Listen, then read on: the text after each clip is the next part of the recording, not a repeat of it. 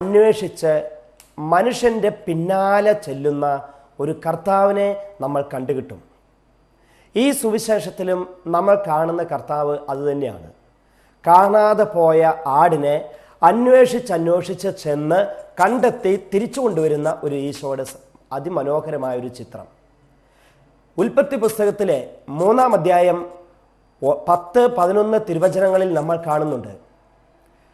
ഇങ്ങനെ അന്വേഷിച്ചിറങ്ങുന്ന ഒരു ദൈവത്തെ നമുക്കറിയാം. ആദത്തെയും ഹവ്വായെയും കാണാതായപ്പോൾ അവർ പാപം ചെയ്ത് ദൈവ സാന്നിധ്യത്തിൽ നിന്നും അകന്നു കഴിഞ്ഞപ്പോൾ ദൈവം അന്വേഷിച്ചു വരികയാണ്. ഉൽപ്പത്തി 3-ാം അധ്യായത്തിൽ നമ്മൾ ഇങ്ങനെയാണ് വായിക്കുന്നത്: വെയിലാറിയപ്പോൾ ദൈവം തോട്ടത്തിലൂടെ ഉലാത്താനിറങ്ങി. എന്നാൽ ആദത്തെയും ഹവ്വായെയും കണ്ടില്ല. ദൈവം ഉറക്കെ വിളിച്ചു, ആദം നീ എവിടെയാ? ഹവ്വ നീ എവിടെയാ? പ്രിയപ്പെട്ടവരെ, ഇങ്ങനെ മനുഷ്യരെ അന്വേഷിച്ചു വരുന്ന ഒരു ദൈവത്തെ വിശുദ്ധ ഗ്രന്ഥത്തിലുടനീളം നമ്മൾ കണ്ടുമുട്ടുന്നുണ്ട്. ഇങ്ങനെ മനുഷ്യൻ പാപം ചെയ്ത് ദൈവത്തിൽ നിന്നും അകന്നതിൻ്റെ പേരിൽ ആദത്തെയും ഹവ്വായെയും അന്വേഷിച്ചിറങ്ങി ദൈവം അവരെ കണ്ടെടുത്തു, വീണ്ടെടുക്കുകയാണ്. പ്രിയമുള്ളവരെ, ഇങ്ങനെ വിശുദ്ധ ഗ്രന്ഥത്തിലെ കർത്താവ് നമ്മളെയും എന്നെയും നമ്മളെ ഓരോരുത്തരെയും അന്വേഷിച്ചു വരുന്നതായിട്ട് നമുക്ക് കാണാം. മോശയെ ദൈവം ഇതുപോലെ പിന്നാലെ നടന്ന് പിടിച്ച ഒരു വ്യക്തിയാണ്. മോശയോട് ദൈവം പറഞ്ഞു, മോശെ, നിന്നെ ഞാൻ ഉയർത്താൻ പോവുക. നീ ഇസ്രായേൽക്കാരെ മോചിപ്പിക്കുന്ന വലിയ നേതാവായിട്ട് തീരും. അതിനുവേണ്ടി ഈജിപ്തിലേക്ക് നീ ചെല്ലണം. പക്ഷേ മോശ പറഞ്ഞു, ദൈവമേ, എനിക്കിതാ സംസാരിക്കാൻ അറിവില്ല. മാത്രമല്ല, എനിക്ക് സർവത്ര വിക്കാണ്, പ്രത്യേകിച്ച് കഴിവുകളില്ല. അതുകൊണ്ട് നീ എന്നെ തിരഞ്ഞെടുക്കരുത്. എനിക്കിതിനുള്ള ശക്തിയോ പാഠവമോ അറിവോ തികവോ ഒന്നുമില്ല. ദൈവം വിട്ടില്ല മോശയെ. പ്രിയമുള്ളവരെ, ദൈവം മോശയെ പിടികൂടി. നമുക്കറിയാം മോശയുടെ പേഴ്സണാലിറ്റി, വ്യക്തിത്വം എന്താണെന്ന്. അദ്ദേഹം ക്ഷിപ്രകോപിയാണ്. അദ്ദേഹം ഒരു വിധത്തിൽ പറഞ്ഞാൽ ചെറുപ്പം തൊട്ടേ ഒരു ഒളിച്ചോട്ടക്കാരനാണ്. മാതാപിതാക്കളിൽ നിന്നും മാറി കുറച്ചുനാൾ ജീവിക്കേണ്ടി വന്നവനാണ്. എല്ലാ തരത്തിലും മാത്രമല്ല, വളർന്നു കഴിഞ്ഞപ്പോൾ ഒരു കൊലപാതകയായവനാണ്. ഇങ്ങനെ ഒരു വിധത്തിൽ പറഞ്ഞാൽ ഒരു നേതാവാകാനോ ഇസ്രായേൽക്കാരെ രക്ഷിക്കാനോ കഴിവുള്ളവനല്ല മോശ. പക്ഷേ ദൈവം തെരഞ്ഞെടുത്തു. ദൈവം തെരഞ്ഞെടുത്തു എന്ന് മാത്രമല്ല, ദൈവം മോശയെ 2 കൈ കൊണ്ടും പിടിച്ചു, പിന്നാലെ നടന്നു. ഇനി വിടില്ല എന്ന മട്ടിൽ. പ്രിയപ്പെട്ടവരെ, കർത്താവ് ഈശോമിശിഹ ഇങ്ങനെയാണ്. ഒരാളെ കണ്ണുവെച്ചാൽ പിന്നെ വിടിയല. ഒരാളുടെ മേൽ നോട്ടമിട്ട് കഴിഞ്ഞാൽ പിന്നെ ആ മനുഷ്യൻ എത്ര കൊതറിയാലും ഏതൊക്കെ തരത്തിൽ വിട്ടുപോകാൻ ശ്രമിച്ചാലും ദൈവം വിടില്ല, കർത്താവ് ഈശോമിശിഹ വിടില്ല. അതുകൊണ്ടാണ് മോശയ്ക്ക് ദൈവം മുൾപ്പടർപ്പിൽ പ്രത്യക്ഷപ്പെട്ട് ദൈവാനുഭവം കൊടുത്തതിന് ശേഷം പിന്നീട് ഒരിക്കലും മോശയെ ദൈവം വിടുന്നില്ല. പിന്നാലെ നടക്കുന്ന ഒരു ദൈവത്തെ നമ്മൾ ആ സുവിശേഷത്തിൽ കണ്ടുമുട്ടുന്നുണ്ട്. നമുക്കറിയാം യോനാ പ്രവാചകന്റെ കഥ. യോനാ പ്രവാചകന്റെ പുസ്തകത്തിൽ ദൈവം യോനാ പ്രവാചകനോട് പറഞ്ഞു, യോനാ, നീ നിനിവേയിലേക്ക് ചെല്ല്. അവിടെ ധാരാളം ആളുകൾ പാപം ചെയ്ത് ജീവിക്കുന്നു. അവരോട് മാനസാന്തരത്തിൻ്റെ പ്രാധാന്യത്തെക്കുറിച്ച് പറ എന്ന് അങ്ങനെ പറഞ്ഞ് അവരെ മാനസാന്തരപ്പെടുത്തുക എന്നൊക്കെ യോനയോട് പറഞ്ഞു. പക്ഷേ യോന പോകാമെന്ന് പറഞ്ഞ് വേറെ വഴിക്ക് പോയി. യോന വിചാരിച്ചു ദൈവത്തിൽ നിന്നും ദൈവത്തിൻ്റെ ദൃഷ്ടിയിൽ നിന്നും ഞാൻ രക്ഷപ്പെട്ടു എന്ന്. അങ്ങനെ വേറെ വഴിക്ക് ദൈവം പറഞ്ഞതിൻ്റെ നേരെ ഓപ്പോസിറ്റ് ദിശയിലേക്ക് പോകുന്ന കപ്പലിൽ കയറിയെങ്കിലും പ്രിയമുള്ളവരെ, യോനായെ ദൈവം വിട്ടില്ല. ആ യോനായെ അവിടെ നിന്നും എങ്ങനെയെങ്കിലും ഒന്ന് ഇളക്കിയെടുക്കാൻ വേണ്ടിയിട്ട് തിരമാല ഉണ്ടായി, കാറ്റ് അടിച്ചു, എല്ലാ തരത്തിലും പ്രക്ഷുബ്ധമായ അന്തരീക്ഷം. അവസാനം ഇതാ കപ്പലിലെ കപ്പിത്താൻ യോനായെ എടുത്ത് കടലിലേക്ക് എറിഞ്ഞു. അവിടെയും ദൈവം യോനായെ വിട്ടില്ല. വേഗം ഒരു മത്സ്യം ചെന്ന് അവനെ വിഴുങ്ങി. ദൈവം ഏത് സ്ഥലത്ത് യോന എത്തണമെന്ന് തീരുമാനിച്ചോ ആ കരയിൽ, കടൽക്കരയിൽ കൊണ്ടുപോയി ഛർദ്ദിച്ചിട്ടു നമ്മൾ വായിക്കുന്നതാണ്. പ്രിയപ്പെട്ടവരെ, ഓർക്കണം, ദൈവമൊന്ന് പിടിച്ചാൽ, കർത്താവ് പിടിച്ചാൽ ആ പിടി അതിശക്തമാണ്. നമ്മളൊക്കെ കേട്ടിട്ടുണ്ട് മലമ്പാമ്പ് പിടിക്കുന്ന പോലെ എന്ന്. മലമ്പാമ്പ് ഇങ്ങനെ നോക്കിയിരുന്ന് അതിന് പറ്റിയ സമയം നോക്കി എരയെ ചാടി വീണ് വരിഞ്ഞ് പിടിക്കും. പിന്നെ ആ എര എങ്ങനെയൊക്കെ പരിശ്രമിച്ചാലും മലമ്പാമ്പിൻ്റെ പിടുത്തത്തിൽ നിന്നും രക്ഷപ്പെടിയല്ല. പ്രിയമുള്ളവരെ, കർത്താവ് ഈശോ മിശിഹാ, ദൈവമായ കർത്താവ് മോശയെ പിടിച്ചതുപോലെ, യോനായെ പിടിച്ചതുപോലെ ഒരിക്കൽ പിടിച്ചാൽ വിടില്ല. പിന്നെ ഒരു പ്രത്യേകത ഉള്ളത് എന്നതാണ്, മലമ്പാമ്പ് പിടിക്കുന്നത് ഇരയെ പിടിച്ച് തിന്നാനാ, വിഴുങ്ങാനാ. കർത്താവ് പിടിക്കുന്നത്, ദൈവം നമ്മളെ പിടിക്കുന്നത് ഒരു വലിയ ദൗത്യം പരമേൽപ്പിക്കാനും അത് ചെയ്തു തീർക്കാനും അതിനുള്ള ശക്തി തന്ന് നമ്മളെയൊക്കെ അനുഗ്രഹിക്കാനും വേണ്ടിയിട്ടാണ്. അതാണ് പ്രത്യേകത. കർത്താവ് ഈശോ പറഞ്ഞ പോലെ, ഞാൻ വന്നിരിക്കുന്നത് ജീവൻ നൽകാനും അത് സമൃദ്ധമായി നൽകാനുമാണെന്ന് പറഞ്ഞതുപോലെ നമ്മളെയൊക്കെ കർത്താവ് പിടിക്കുന്നത് വലിയ ജീവന്റെ നിറവിലേക്ക് ആനയിക്കാൻ വേണ്ടിയിട്ടാണ്. അനേകം പേരെ ജീവനിലേക്ക് ആനയിക്കാനും കൂടി വേണ്ടിയിട്ടാണ് കർത്താവ് നമ്മളെ പിടിക്കുന്നത്. പ്രിയമുള്ളവരെ, ഇങ്ങനെ നമ്മൾ കാണുന്നുണ്ട് ജെറമ്യാ പ്രവാചകന്റെ കാര്യം. ജെറമ്യാ പ്രവാചകന്റെ പുസ്തകത്തിൽ 1-ാം അധ്യായത്തിൽ തന്നെ നമ്മൾ കാണുന്നുണ്ട്, ബാലനായ ജെറമ്യായെ ദൈവം തിരഞ്ഞെടുത്തു. ജെറമ്യാ ഉടനെ പറഞ്ഞു, ദൈവമേ എന്നെ തിരഞ്ഞെടുക്കരുത്, എനിക്ക് സംസാര പാഠവുമില്ല, മാത്രമല്ല എനിക്ക് തീരെ പ്രായം കുറവാണ്, കഴിവുകളൊന്നുമില്ല, അതുകൊണ്ട് നീ എന്നെ തിരഞ്ഞെടുക്കരുത്. ദൈവം പറഞ്ഞു, ജെറമ്യാ നീ അങ്ങനെ പറയാതെ, ബാലനാണെന്നും പറയരുത്, ഞാൻ നിന്റെ കൂടെ ഇല്ലേ, പിന്നെ എന്തിനാ. പ്രിയമുള്ളവരെ, എങ്ങനെയൊക്കെ ജെറമ്യാ പ്രവാചകൻ ഒഴിവ് കഴിവ് പറഞ്ഞിട്ടും ദൈവം വിട്ടില്ല.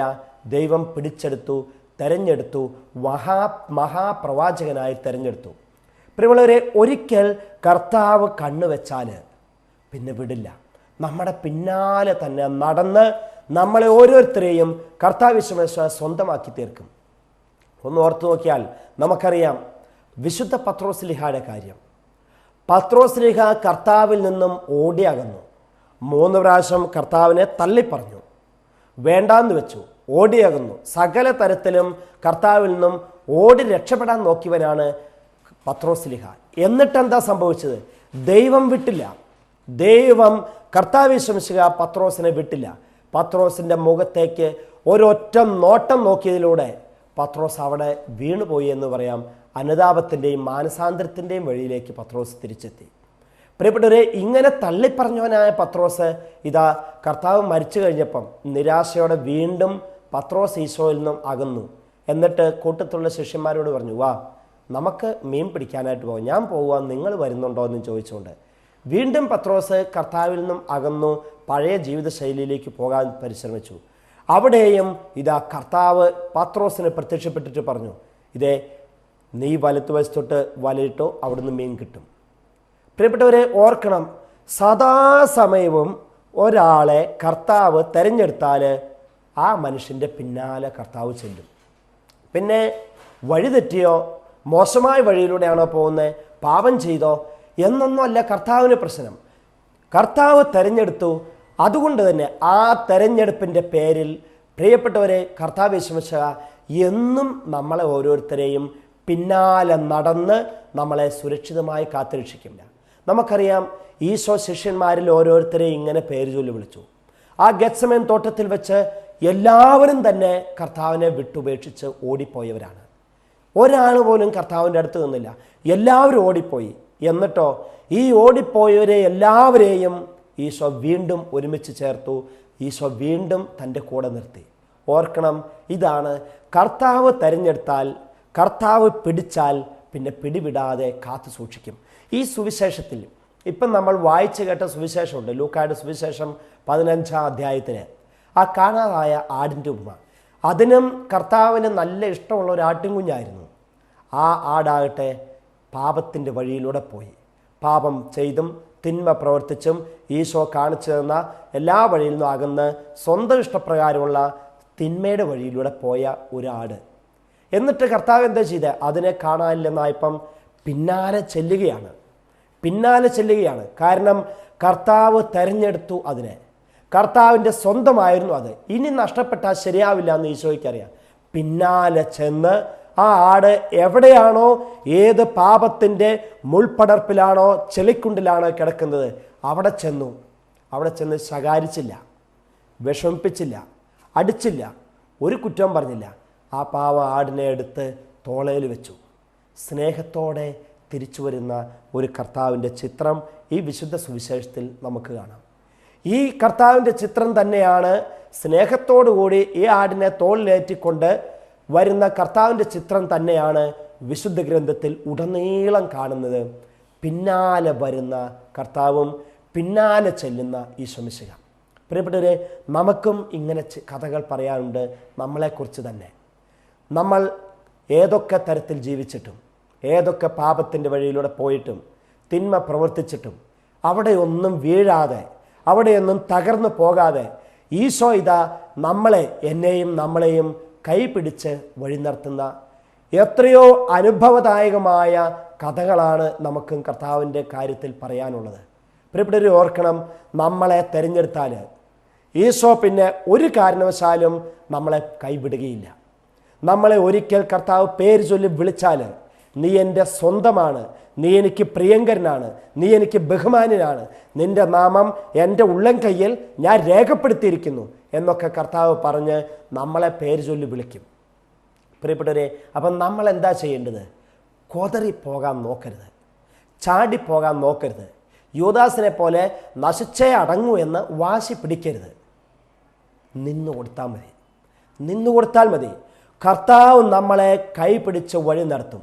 കാരണം അവിടുന്ന് എപ്പോഴും നമ്മുടെ പിന്നാലെയുണ്ട്, സദാസമയം നമ്മുടെ പിന്നാലെയുണ്ട്. ഈ പിന്നാലെ വരുന്ന കർത്താവ് നമ്മളെ ഓരോരുത്തരെയും ജീവിതകാലം മുഴുവൻ കാത്തു സൂക്ഷിക്കാനാണ് നമ്മുടെ പിന്നാലെ കർത്താവുള്ളത്. ഈശോയോട് നമുക്ക് പ്രാർത്ഥിക്കാം. പ്രിയപ്പെട്ടവരെ, ഈ പ്രിയപ്പെട്ട ദിവസങ്ങളിൽ, അനുഗ്രഹീതമായ ദിവസങ്ങൾ, ദൈവവചനം കൊണ്ട് നമ്മുടെ ഉള്ളിൽ നിറയ്ക്കാം. നമുക്ക് വചനമായിട്ട് വരുന്ന കർത്താവിനെ കാണാനും മനസ്സിലാക്കാനും പിന്നാലെ വരുന്ന ഈശോയുടെ ഈ വലിയ കരുതലും സ്നേഹവും അനുഭവിച്ചറിയാനും നമുക്ക് ഓരോരുത്തർക്കും സാധിക്കട്ടെ. നല്ല തമ്പുരാൻ അതിനായി നമ്മളെ അനുഗ്രഹിക്കട്ടെ. നമുക്ക് കൈകൾ കൂപ്പാം. എൻ്റെ കർത്താവേ, അങ്ങയോട് ഞങ്ങൾ ഹൃദയപൂർവ്വം പ്രാർത്ഥിക്കുന്നു. വഴിതെറ്റുന്ന സമയത്തും അങ്ങയിൽ നിന്നും അകന്ന് ജീവിക്കുന്ന വേളകളിലും ഞങ്ങളുടെ പിന്നാലെ വന്ന്, ഇതാണ് വഴി, ഇതിലെ നടക്ക് മകനെ